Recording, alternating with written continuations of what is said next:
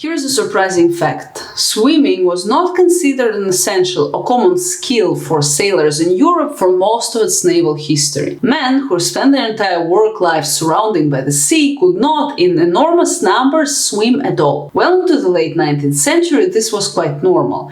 You could crew a British naval vessel for 20 years, cross the Atlantic multiple times, and drown in 6 feet of water the one time something went wrong. Thousands of them did exactly that. This is strange enough to deserve more than a passing mention. But what is even stranger is the reason why. And the answer takes you through the entire relationship between European civilization and the human body in water. A relationship that is far more anxious and far more revealing than you might expect.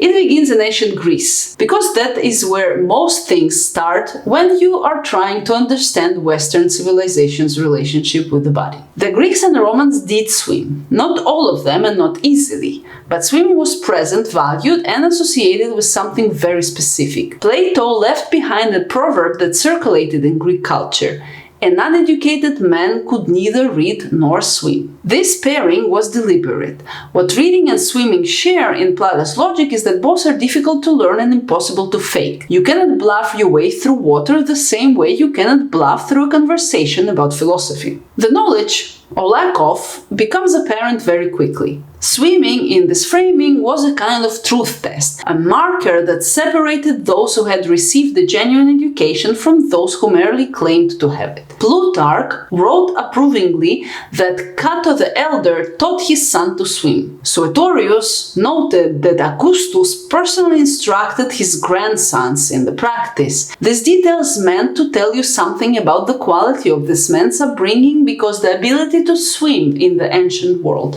was proof of elite formation. The ordinary soldiers and sailors who drowned by the thousands when storms hit Roman fleets during the First Punic War in 249 BC were by contrast not educated men. They were conscripts and oarsmen, and they sank with the ships. What this tells you is that even at the beginning in the civilization that most directly shaped European thinking about the body, swimming was always stratified and far from universal. By the medieval period, the situation has deteriorated further considerably. The early Christian church developed a deep suspicion of the body and, surprisingly, of water. Bathing, or the act of immersion in water itself for the purpose of cleaning the body, became morally ambiguous. The 6th century Benedictine rule restricted monks to bathing only a few times a year around major religious festivals, as if the body's cleanness was itself something requiring justification. This attitude was not confined to monasteries but spread into the wide public. Because of the strange view of it, water was associated with the pagan world, with physical vanity and the dangerous pleasures of the body. And nudity, something that swimming practically required, was loaded with precisely the moral anxiety that medieval Christianity directed most intensely at the physical self. The result was a peculiar cultural arrangement, a continent surrounded and threaded by water, dependent on rivers and coasts for trade and survival, in which the capacity to move through the water was widely considered either unnecessary, unseemly, or actively dangerous. There is a detail from 1425 London that captures this perfectly. A rumor circulated that disgruntled citizens were plotting to throw the Bishop of Winchester into the Thames. The bishop panicked and told anyone who would listen that the mob was trying to kill him. What the rumor said they intended was to teach him to swim. His response tells you two things: that swimming was associated strongly enough with undignified exposure that a bishop treated it as genuine threat to his standing, and that even getting into the river was, in the popular imagination, something imposed on people rather than chosen by them. Meanwhile, drowning ranked among the top 5 causes of death across medieval Europe, which created a self-reinforcing logic. Water kills people, therefore people stay out of it. Therefore people cannot swim when they encounter it, therefore water continues to kill people. The sailors inherited all of this, but the reasons for not swimming had an additional layer that was entirely practical and in its own way completely rational. If your ship goes down in open water mid-Atlantic, the shore is not reachable regardless of how well you can swim. The water is cold enough to cause incapacitation within minutes, and the currents work against you. In that context, swimming only prolongs the inevitable. Some sailors refused to learn deliberately, reasoning that a faster death was preferable to an exhausting one. This was not fatalism in any dramatic sense, but a sober calculation about survival odds in a world without rescue infrastructure. There is another detail. A significant portion of the men who crewed British naval ships in the Age of Sail were there against their will. Press gangs, essentially legal kidnapping operators authorized by the Navy, forcibly recruited men from ports and inland towns. And an inability to swim was, in that context, a management tool. A sailor who could not swim had significantly less ability to escape a ship. He could not simply slip overboard and make for shore when the vessel was at harbor. He was contained by the water surrounding him as effectively as by any lock or chain. Nobody who ran the British Navy needed to explicitly plan this. It was simply the result of a system in which keeping men on ships mattered more than keeping men alive if the ship sank. The first serious attempt to teach swimming systematically in European history came not from sailors or soldiers, but from a German professor of languages named Nikolaus Wynmann, who in 1538 published a book called Colymbetes,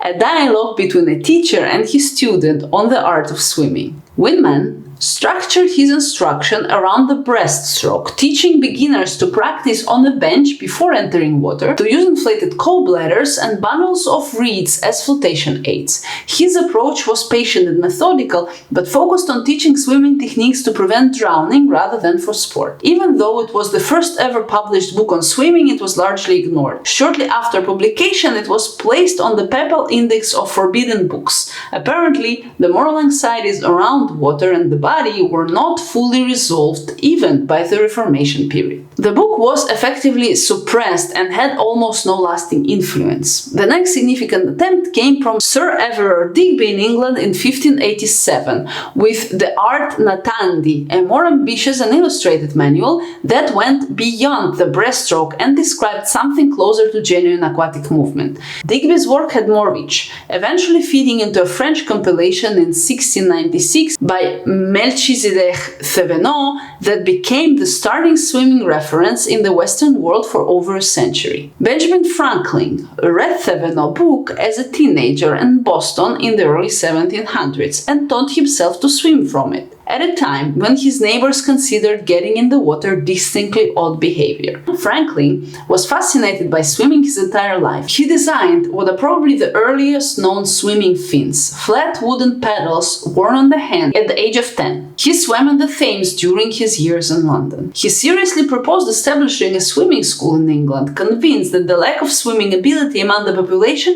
was a genuine civilizational problem. Nobody took him up on it. The Enlightenment, which Franklin embodied as completely as any man of his era, had the rational arguments for why people should swim. European culture simply was not ready to act on them. The change came, however, largely because of fashion, but also has its roots in the medicine. In 1750, a physician named Richard Russell published a Latin dissertation arguing that seawater ingested and bathed in could cure an extraordinary range of diseases. Enlarged lymph nodes, scurvy, skin conditions, melancholia, Russell claimed results for all of them.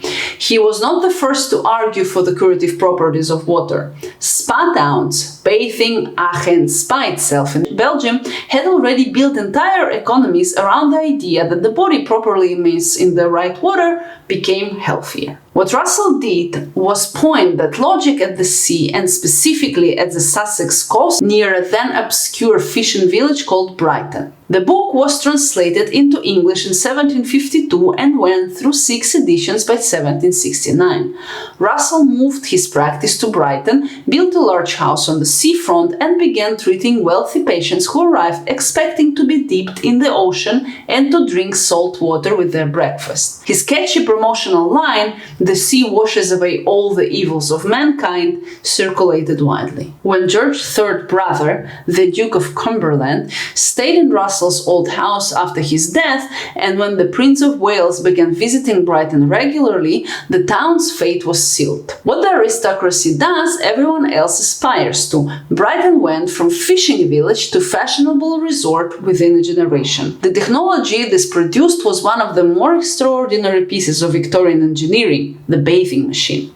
A small wooden cabin on wheels, pulled by horse into the surf, where the bather could change clothing in privacy and then descend directly into the water through a rear door, shielded from the view of anyone on shore. Men had their own machines, women had theirs. Professional assistants, called bathers for men and dippers for women, accompanied clients into the water and, frequently, simply pushed them beneath the surface, whether they were ready or not. Martha Gunn of Brighton became famous as the most celebrated dipper of her era. Active from roughly the 1750s until she retired at the age of 88 in 1814, she was considered so essential to the Brighton experience that she was painted, caricatured, and written about extensively. A working woman who had built a reputation and a livelihood entirely from her ability to get wealthy people into the water without them drowning or panicking. When King George III bathed and Weymouth in 1789, and the band hidden in a neighboring bathing machine struck up God Save the King the moment his head went under,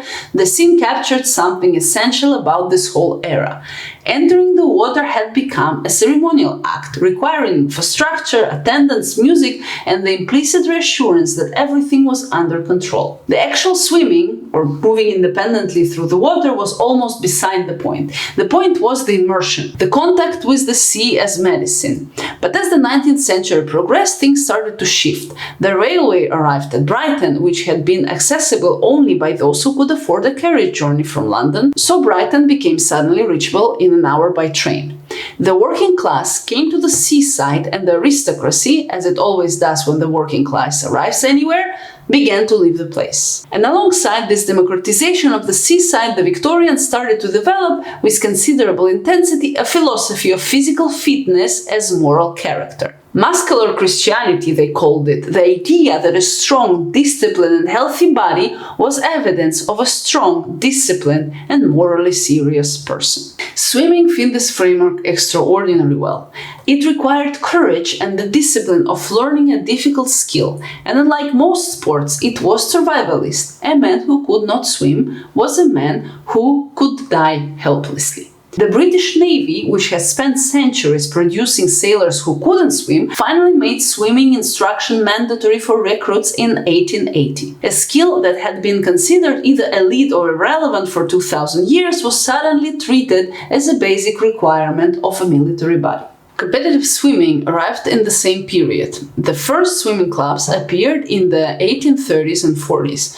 By 1869, the Amateur Swimming Association had been formed in Britain. The 1896 Athens Olympics, the first modern games, included swimming events contested in the open sea of the Greek coast, with no lanes, no heated pool, and water temperature that reportedly hovered around 13 degrees Celsius. Competitors who had trained in indoor facilities found themselves in open Mediterranean winter water, while local Greek sailors who swam in that sea regularly performed considerably better than expected. The stroke that dominated 19th century European competitive swimming was still the breaststroke. The slow, chest-forward movement had been the only style Europeans could manage for centuries. The faster alternative, the overhand crawl with alternating arms and a flutter kick, had been observed by European travelers among indigenous peoples in North and South America and Australia for decades. John Arthur Trajan introduced it to English competitive swimming in 1873